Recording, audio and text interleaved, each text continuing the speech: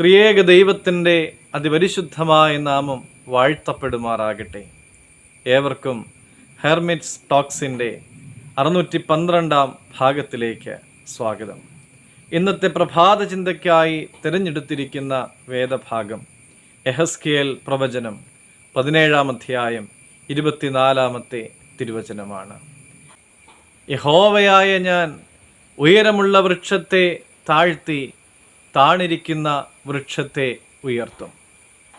നമ്മുടെ അടുക്കള സ്ലാബിന്മേലും മേശപ്പുറത്തുമൊക്കെ ഇരിക്കുന്ന ബോൺസായി കണ്ടിട്ടില്ലേ?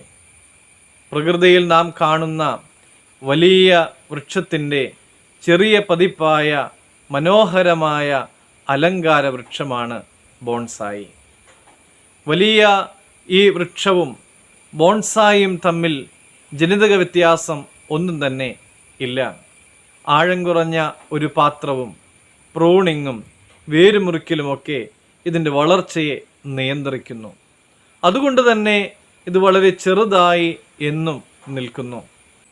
ബോൺസായി മരങ്ങൾ അതിശയകരമായ അലങ്കാര സസ്യങ്ങൾ ആയിരിക്കുമ്പോൾ തന്നെ അവ നിയന്ത്രണത്തിൻ്റെ ശക്തിയെയും ചിത്രീകരിക്കുന്നു.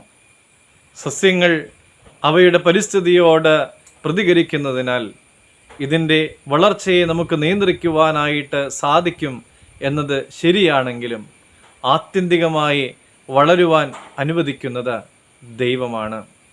നമ്മുടെ സാഹചര്യങ്ങളെ കൃത്രിമത്വത്തിലൂടെയും കഠിനാധ്വാനത്തിലൂടെയും നമുക്ക് നിയന്ത്രിക്കുവാനായിട്ട് സാധിക്കുമെങ്കിലും വളരണമോ വേണ്ടയോ എന്ന് നിശ്ചയിക്കുന്ന ഒരു ദൈവമുണ്ട് എന്ന് തിരിച്ചറിയുവാനായിട്ട് നമുക്ക് സാധിക്കണം.